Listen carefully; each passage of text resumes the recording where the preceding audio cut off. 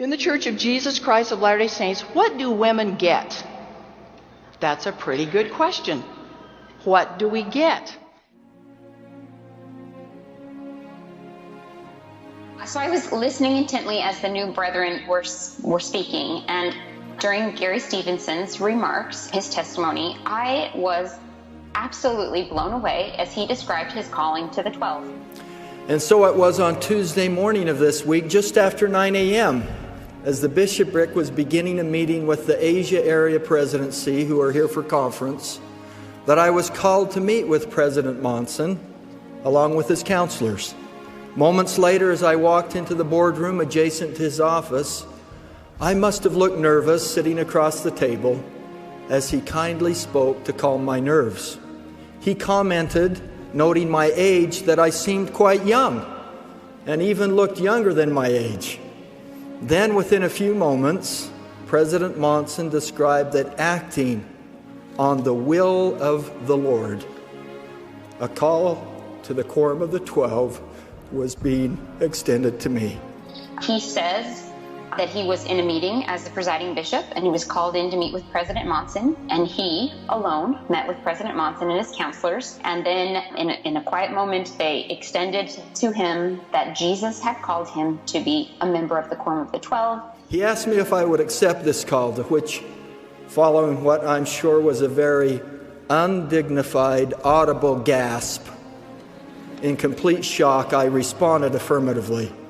He said he accepted the call, and they continued to put him at ease. He says this was in the morning. I rehearsed what I have just described to you to my sweet companion Lisa. Later that day, seated in a quiet corner on Temple Square with a serene view of the temple and the historic tabernacle lying before us. And then he says, I've just rehearsed to you exactly what I told my wife later that afternoon on a park bench on Temple Square as we looked at the temple.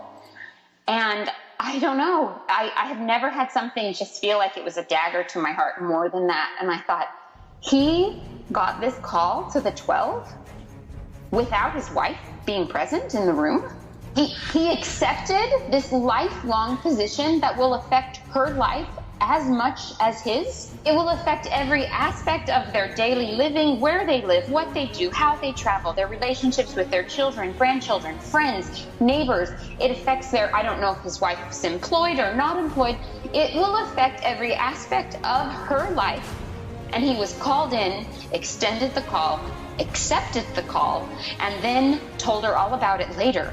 And as I was trying to process that, 2 talks later is all about women and how much they're needed. And I just wanted to scream, empty rhetoric, empty rhetoric. You can tell us that we matter. You can say we're important. But if you cannot include us in this kind of a decision, we have no voice, none. And it's from the top down.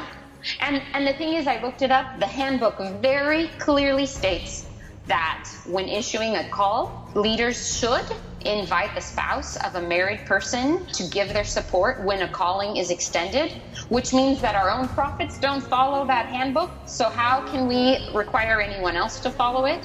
And that you can say all you want, all those platitudes about women, how important we are, covenant-keeping women are needed here in the last days, and I just say, bullcrap. Whatever. You didn't invite us. We have no voice. We don't participate. I can't believe it's all I can think about. I do not matter. And it goes further than that for me, which is just a much bigger, that the ultimate goal of a Mormon woman is to vanish. That my biggest job here on earth is to nurture my children and to care for them so that I can disappear.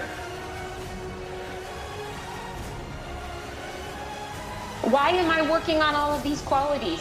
Because I am not needed in the afterlife. My Heavenly Mother does not answer my prayers or succor my needs. A man does that.